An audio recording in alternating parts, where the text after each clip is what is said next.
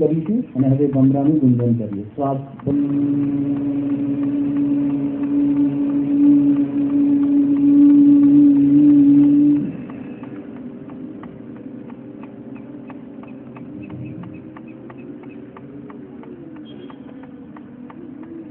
ફરીથી ઊંડો શ્વાસ. શ્વાસ છોડતી વખતે ભમરાનું ગુંજન.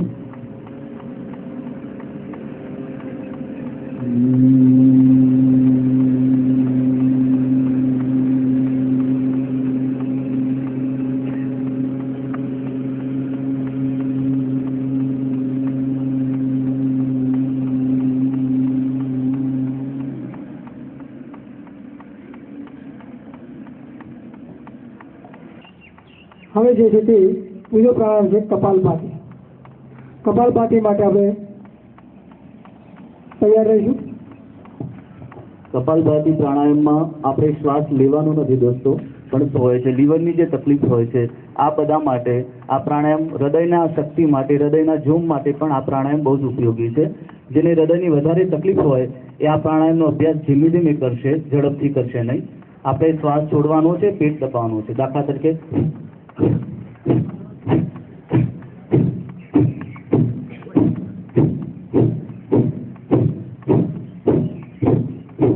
12 વખત આપણે આ કરીશું.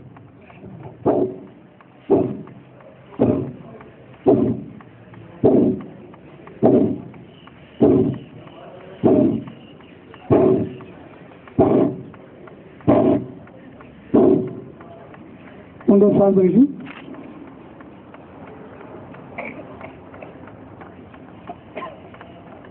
ફરીથી ઊંડો શ્વાસ ભરીએ, ફરીથી બહાર કાઢીશું. ફરીથી આ ક્રિયા કરીશું. આપણે ક્રિયા સ્ટાર્ટ.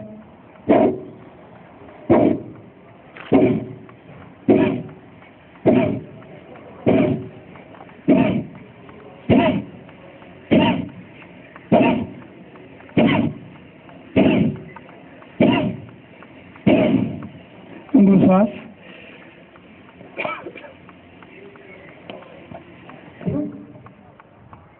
ફરીથી ઊંડો શ્વાસ ભરી ફરીથી બહાર કાઢવી. ફરીથી ઊંડો શ્વાસ ભરી બહાર કાઢતો ઓમકાર શરૂ કરીશું.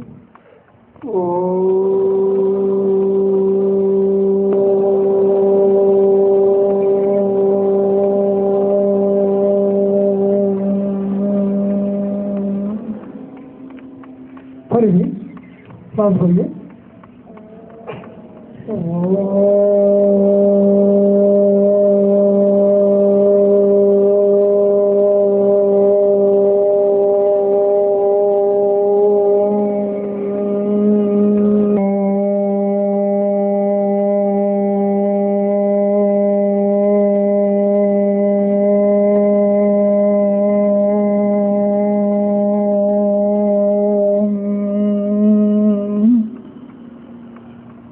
ફરીથી ઊંડો શ્વાસ ભરીશું.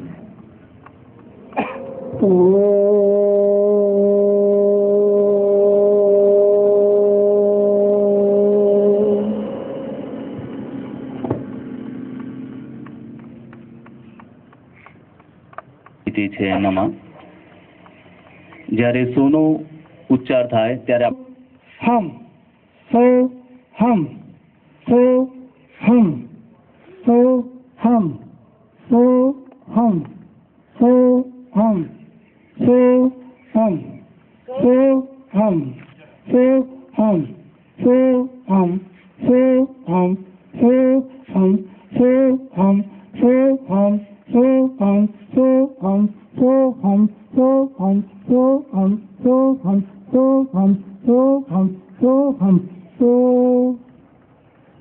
hum. બિલકુલ શાંત, આંખો બંધ. સહજ રીતે આપણે શ્વાસોશ્વાસની ક્રિયા કરીશું. આ સોહમની ક્રિયા વખતે આપણો શ્વાસ ઝડપથી ચાલતો હશે. જ્યારે આ ક્રિયા પૂરી થાય એટલે આપણે સહજ રીતે સામાન્ય શ્વાસ લઈશું. સુખાસનની સ્થિતિ હોય તેમાંથી મુક્ત થઈશું. સુખાસનની સ્થિતિમાં બેસીશું, સામાન્ય શ્વાસ લઈશું. આપણી વચ્ચે જે મહેમાનો ઉપસ્થિત છે એમાંથી સર્વે મહેમાનોનું સમગ્ર શાળા પરિવાર વતી શાબ્દિક સ્વાગત કરીએ છીએ. આનંદ થયો કે આપણી સંસ્થાની અંદર એ સર્વે પધાર્યા છે. અને માણસ એટલો બધો વર્કોહોલિક થઈ ગયો છે કે સતત એ સ્ટ્રેસ અનુભવે છે. વિદ્યાર્થીને પણ અભ્યાસ એટલો બધો અઘરો લાગે છે ક્યારેક, એ પોતે સ્ટ્રેસ અનુભવે છે. તો આ તણાવમાંથી જે મુક્ત થવાની પ્રક્રિયા છે, એમાં જ્યારે આજે મહેમાનો સંમિલિત થયા છે, સમગ્ર શાળા પરિવાર વતી એમનું સ્વાગત કરીએ છીએ. પરમ આદરણીય ટીકેએન સાહેબને નમ્ર વિનંતી કે મહેમાનોનો પરિચય કરાવશે અને ત્યાર પછી મહેમાન આપણી આગળ થોડીક વાત મૂકશે. ના શારદા વિદ્યા મંદિરના સંકુલમાં ઉપસ્થિત આપણી વચ્ચે તાલુકાના મામલતદાર સાહેબ શ્રી, સાથે મેડિકલ ઓફિસર શ્રી ચારણ સાહેબ, બીઆરસી કોઓર્ડિનેટર શ્રી જસુભાઈ, નાયબ મામલતદાર પઠાણ સાહેબ, નાયબ મામલતદાર જાગૃતિબેન, અન્ય કર્મચારી વર્ગ અને આ શાળાના તમામ સ્ટાફ અને વાલા પુલકાઓ, બહુ સરસ આજનો દિવસ ઉત્તમ દિવસ છે. આપણા જીવનમાં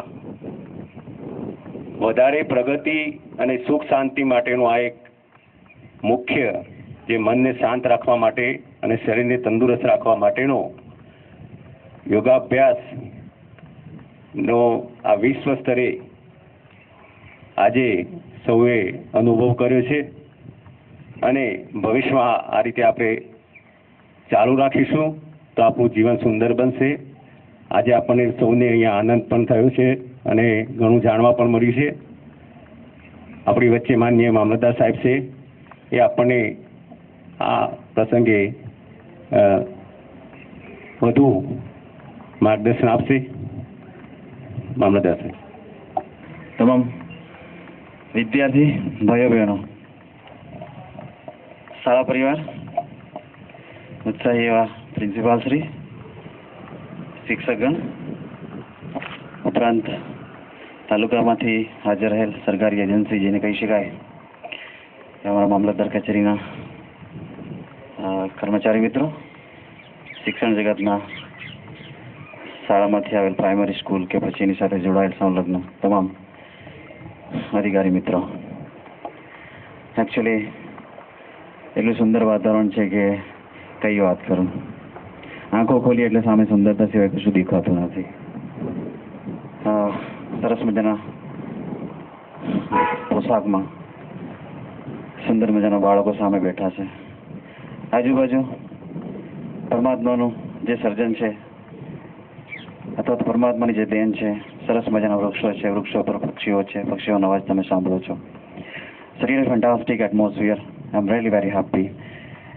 સૌપ્રથમ યોગ વિશે તો તમે લગભગ છેલ્લા 5-7 દિવસથી અને એના પણ પહેલા ઘણા સમયથી આપ સૌ પરિચિત હશો. ખૂબ જ પરિચય આપને મળ્યો છે.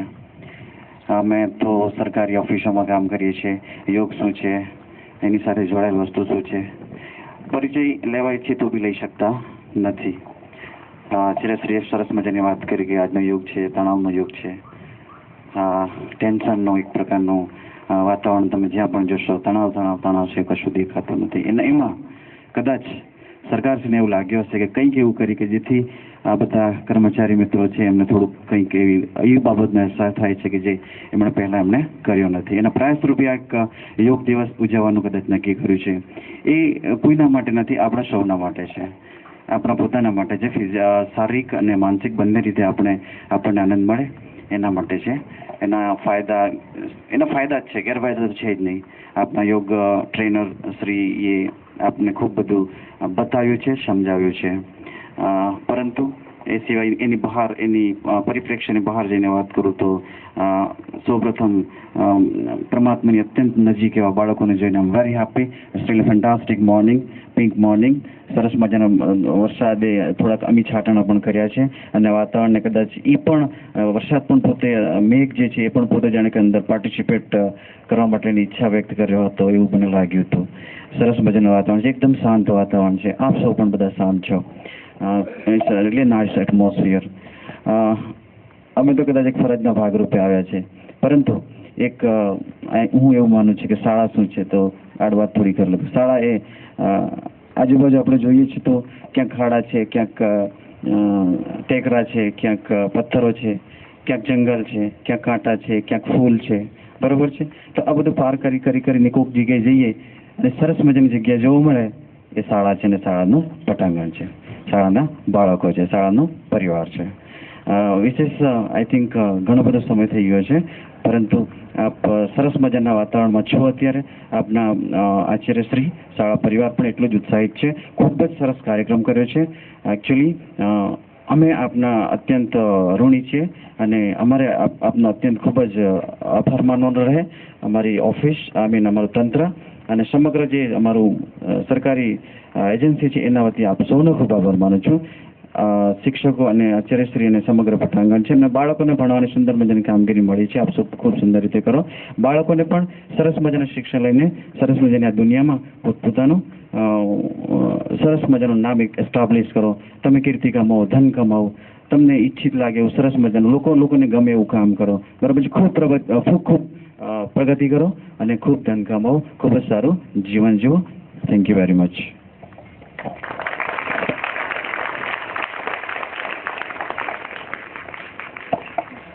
આભાર છે. ખૂબ સરસ મજાનું માનનીય પ્રવચન આપ્યું અમને ટીકેએન સાહેબ, જે તાલુકા કેળવણી નિરીક્ષક સાહેબ અહીંયા પધાર્યા છે, બીઆરસી ભવનમાંથી સાહેબ પધાર્યા છે, આ તમામ સાહેબો જે પધાર્યા છે અને આપણી સરકારી દવાખાનું છે એના મુખ્ય અધિક્ષક ચારણ સાહેબ પણ અહીંયા પધાર્યા છે. આ સૌ અધિકારી શ્રીઓનો આ તબક્કે આભાર માનીએ છીએ. અહીંયા આપણો આ કાર્યક્રમ સંપન્ન થાય છે, પૂર્ણ થાય છે. બાળકો બધા ત્યાં જ બેસશે, સ્થાન ગ્રહણ કરશે. માન્ય અધિકારીશ્રીઓ ત્યાં ગ્રહણ કરશે. બાળકો, તમારે જ્યારે આ યોગ કરે છે ત્યારે પાણીનો સોર્સ પડ્યો છે, તમે પહેલાં બેઠેલો પાણી પી લો. એટલા માટે પાણીની બોટલ મંગાવી હતી. હવે આપણે એક દિવસ તો યોગ કરીએ એટલે યોગ સંપૂર્ણ તન સારું હોય, તંદુરસ્ત હોય ત્યારે આપણે ધન કમાઈ શકીએ. આપ સૌ બાળકો આ સમગ્ર કાર્યક્રમની અંદર ખૂબ સહભાગી બન્યા, બધો ખૂબ ખૂબ આભાર છે. હવે અહીંયા કાર્યક્રમ પૂરો થાય છે તો આપ સૌ આપનો જે સાથે લાવ્યા છો તે શેતરંજી, બોટલ, આપની સ્કૂલ બેગ, એ સર એ બધું જ આપ સંભાળી લઈ જશો એટલે આપ જઈ શકો છો. ધન્યવાદ.